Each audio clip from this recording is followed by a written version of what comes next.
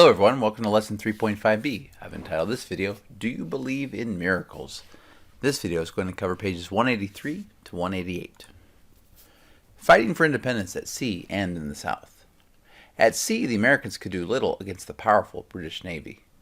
British ships blockaded American ports, which were oftentimes important supply routes for Patriot troops and towns. From time to time, however, a bold American captain captured a British ship. The greatest American sea victory took place in September 1779 in Britain's backyard on the North Sea. After a hard-fought battle, Captain John Paul Jones captured the powerful British warship Serapis. Jones was one of many important military leaders who contributed to the American cause during the war. Question number 1. What did the British Navy do to help try to win the Revolutionary War? They blockaded American ports. In other words, they were trying to keep things from getting in or going out. Question 2. What did John Paul Jones do during the Revolutionary War to make the history books?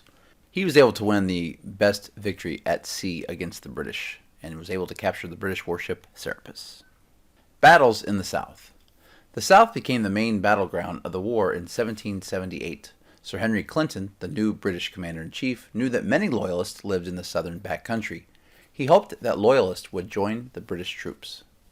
At first, Clinton's plan seemed to work. In short order, beginning in December 1778, the British seized Savannah in Georgia and Charleston, and Camden in South Carolina. Quote, "I have almost ceased to hope," wrote Washington when he learned of the defeats.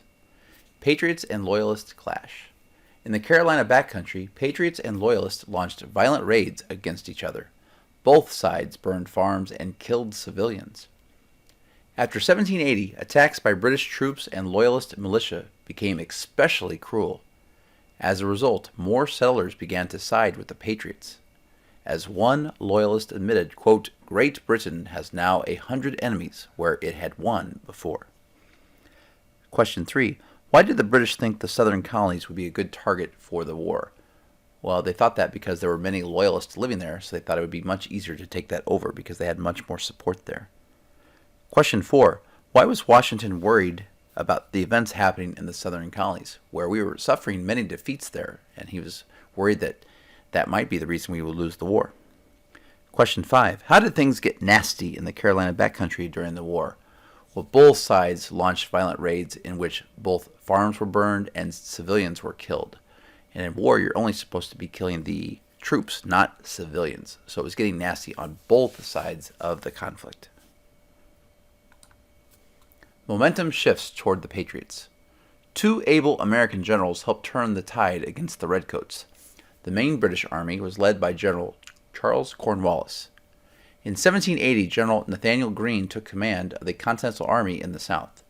Using his knowledge of local geography, Greene engaged the British only on ground that put them at a disadvantage. In January 1781, General Daniel Morgan won an important victory at Cowpen, South Carolina. Morgan divided his soldiers into a front line and a rear line. He ordered the front line to retreat after firing just 2 volleys. The British, thinking the Americans were retreating, charged. They moved into the fire of Morgan's second rank. In this way, the Americans won the Battle of Cowpens.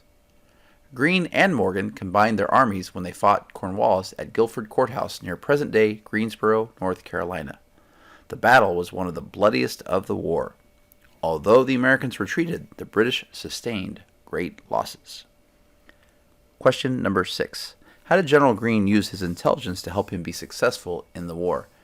Well, he used what he knew about the local geography, so he only would fight the British when he felt like the geography made it at an advantage for him and his troops. Question 7. How did General Morgan use his intelligence to help him be successful at the Battle of Cowpens? Well, he used the idea of faking the British into thinking that they were going to retreat, and then when the British sent in the troops, he hit them with that second group of soldiers. And so he used some trickery there to get the British to falsely think they were going to win the battle. Adapting tactics to geography. Known as the Swamp Fox, Francis Marion of South Carolina led a small band of militia that used guerrilla, or hit-and-run tactics, to harass the British. Marion's band took advantage of the region's environment, appearing suddenly out of the swamps, attacking quickly, and retreating swiftly back into the swamps. Question 8. What cool nickname did Francis Marion receive during the war? He was known as the Swamp Fox. Question 9. What does the phrase guerrilla warfare mean? It means hit and run tactics. You hit your opponent quickly and then you hide again so they can't find you. Question 10. Why did the Swamp Fox use guerrilla warfare tactics? Well, he did it because his group was smaller than the group he was attacking. So you never want to be facing your opponent when they have more than you. So he hit them quickly, attacked, and then got away. And by doing this, it was frustrating to the British. They were always feeling like they could never quite get the Swamp Fox. A decisive win brings the war to a close. Cornwallis abandoned his plan to take the Carolinas. In the spring of 1781, he moved his troops north into Virginia. He planned to conquer Virginia and cut off the American supply routes to the south. Benedict Arnold's betrayal. The British had achieved some success in Virginia even before the arrival of Cornwallis. Benedict Arnold was now leading British troops. Arnold captured and burned the capital city of Richmond and other towns. Arnold had turned traitor to the American cause in September 1780 while commanding West Point, a key fort in New York. The ambitious general was angry because he felt that he had not received enough credit for his victories. He also needed money. Arnold secretly agreed to turn over West Point to the British. The plot was uncovered by a Patriot patrol, but Arnold escaped to join the British. Arnold's treason and his raids on towns in Connecticut and Virginia enraged the Patriots. Washington ordered Arnold to be hanged. However, he was never captured. Question number 11. Summarize the ups and downs of Benedict Arnold in the Revolutionary War. Well, the ups for Benedict Arnold was that he had won some victories for the Patriots early on, but because he felt like he was underappreciated and because he needed the money, he turned into a traitor. And this definitely is why he has the name of traitor. Whenever you hear the name Benedict Arnold, that's what Americans think of. They think of someone who betrays the people that they are supposed to be supporting. The British are trapped at Yorktown. Cornwallis hoped to meet with the same kind of success in Virginia that Arnold had achieved. At first, things went well. Cornwallis sent loyalist troops to attack Charlottesville, where the Virginia legislature was meeting. Governor Thomas Jefferson and other officials had to flee. American troops under Lafayette fought back by staging raids against the British. Lafayette did not have enough troops to fight a major battle. Still, his strategy kept Cornwallis at bay. Then, Cornwallis made a mistake. He disregarded an order from Sir Henry Clinton to send part of his army to New York. Instead, he retreated to Yorktown Peninsula, a strip of land jutting into the Chesapeake Bay. He felt confident that British ships could supply his army from the sea. Washington saw an opportunity to trap Cornwallis on the Yorktown Peninsula. He marched his continental troops south from New York. With the Americans were French soldiers under the Comte de Rochambeau. The combined army rushed to join Lafayette in Virginia. Meanwhile, a French fleet under Admiral de Grasse was also heading toward Virginia. Once in Chesapeake Bay, de Grasse's fleet closed the trap. Cornwallis was cut off. He could not escape by land or by sea. Here we see a picture, a map. You can sort of see where Cornwallis was. And you can see where the French army is going to come. Here's the American army, and here's the British Navy, the French Navy. So as you can see, the British troops are going to be trapped in this area here. And that's going to lead to their defeat at the Battle of Yorktown. The war is won. By the end of September, more than 16,000 American and French troops laid siege to Cornwallis's army of fewer than 8,000. A siege occurs when an army surrounds and blockades an enemy position in an attempt to capture it. Finally, with casualties mounting and his supplies running low, the general decided that the situation was hopeless. The British had lost the Battle of Yorktown. On October 19, 1781, the British surrendered. The French and the Americans lined up in facing columns. As the defeated redcoats marched between the victorious troops, a British army band played the tune, "The World Turned Upside Down." Question number 12. Summarize the importance of Yorktown. The Battle of Yorktown signaled the end of the Revolutionary War. It wouldn't completely end on that day, but this is when the British realized that they were not going to win. So this was a huge victory for the American cause. Question 13. What does the word siege mean? A siege is when an army surrounds and blockades an enemy position in an attempt to capture it. Question 14. What happened on October 19, 1781? The British surrendered at Yorktown. The talks began in Paris in 1782. Congress sent Benjamin Franklin and John Adams, along with John Jay of New York and Henry Laurens of South Carolina, to work out a treaty. Because Britain was eager to end the war, the Americans got most of what they wanted. Under the Treaty of Paris, the British recognized the United States as an independent nation. It extended from the Atlantic Ocean to the Mississippi River. The northern border of the United States stopped at the Great Lakes. The southern border stopped at Florida, which was returned to Spain. For their part, the Americans agreed to ask the state legislatures to pay Loyalists for property they had lost in the war. In the end, most states ignored Loyalist claims. On April 15, 1783, Congress ratified, or approved, the Treaty of Paris. It was almost 8 years to the day since the battles of Lexington and Concord. Question 15. What famous founding fathers were sent to work out the Treaty of Paris of 1783? You had Benjamin Franklin and John Adams. Question number 16. What did America receive at the Treaty of Paris of 1783? Well, the most important thing is we received our independence. Britain recognized us as an official country.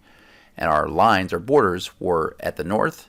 It was basically stopping at the Great Lakes. To the west, stopped at the Mississippi River. To the east, of course, the Atlantic Ocean. And to the south, it stopped at Florida, which was given back to Spain.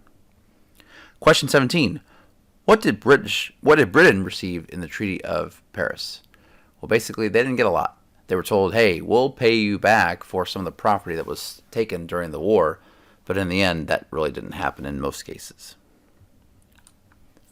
Here we see the Treaty of Paris of 1783. You can see the new country that was the United States of America and our borders. You can see what Britain was left with, mostly Canada. And you can see Spain was given Florida and then all this west of the Mississippi River. Explaining the American victory. Geography played an important role in the American victory. The British had to send soldiers and supplies several thousand miles from home. They also had to fight an enemy that was spread over a wide area. The Americans were also familiar with the local geography. Help from other nations was crucial to the American cause. Spanish forces attacked the British along the Gulf of Mexico and in the Mississippi Valley. French money helped pay for supplies, and French military aid supported American troops. Throughout the war, the colonists benefited from their ability to unify for a shared American cause. The American Revolution inspired people of many different racial and minority groups, as well as social classes, to fight for the same American ideals of freedom and rights. Ideals from the Revolution would help define the American identity. Patriotism was another important factor in the American victory. Soldiers were fighting for their homes and their beliefs.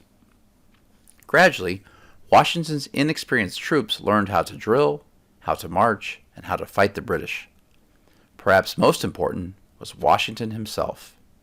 By the end of the war, the general's leadership and military skills were respected by Americans and British alike. In December 1783, General Washington, before resigning, bid farewell to his officers at Fraunces Tavern in New York City. Colonel Benjamin Talmadge recalled the event. Primary source, Benjamin Talmadge, memoir. Such a scene of sorrow and weeping I have never before witnessed. We were then about to part from the man who had conducted us through a long and bloody war. Question 18. How did geography play a huge role in America's victory in the Revolutionary War? Well, we knew we had home field advantage. We knew the areas better than the British did. We knew where the best roads were. We knew how to make our way through the trees, through the forests, through the hills. We just had a better understanding of the geography than the British did. Also, the British had to send troops and supplies all the way across the Atlantic Ocean, so that took time. If we needed to move troops and supplies, we could do it much faster than the British. Question 19. How did foreign help play a huge role in America's victory in the war? Well, the Spanish and the French gave us much needed troops and money and supplies. Question 20. How did the, quote, beliefs and inspiration of the American colonists play a huge role in America's victory in the Revolutionary War? Well, not only did we have geography on our side in the French and the Spanish, but we also had that idea that we were defending our homes, and that makes a group of people fight even harder than people that are not fighting for their homes. We were also fighting for a cause, a belief that we had something new and something better than what the British had been offering. Question 21. How did George Washington play a huge role in America's victory in the Revolutionary War? Well, number one, he was able to get the troops to learn how to be better troops by getting them to drill, how to march, and how to fight better in battles than early on in the war when they weren't so good. It was also his patience. It was also his leadership. And eventually people realized, okay, this was actually a really good military leader. And so George Washington had the respect of both the Americans and the British. Well, thank you so much for watching. Before we go, I have a meme here. Do you realize that if we had lost the Revolutionary War, we'd all have to speak English? Thank you so much for watching, and have a nice day.